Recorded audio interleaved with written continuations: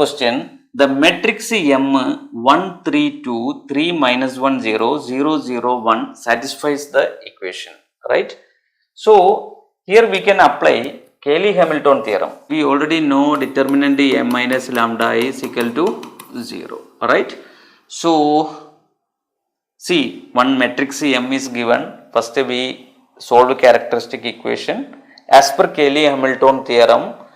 In the characteristic equation lambda we can replace with the matrix M that we have studied, right? So that kind of problem only this. What is determinant A minus 1 minus lambda minus 1 minus lambda 1 minus lambda, right? 3 2, right? Here 0 0, right? Here again 3, here 0, right? Now expand this. What we get? 1 minus lambda into, here what we get? Minus 1 minus lambda into 1 minus lambda, right? 0, minus 0. Now next is minus 3 into what? That is 3 into 1 minus lambda, 3 into 1 minus lambda minus 0, right? Next element is 2 into 0 minus 0. So I am writing 2 into 0. By expanding this, say 1 minus lambda into, if I take a minus from this, 1 plus lambda into 1 minus lambda, that is 1 minus lambda square, that minus I am multiplying lambda square minus 1, right? Minus here 3 into 3, 9, that is minus 9, here plus 9 lambda equal to 0, right?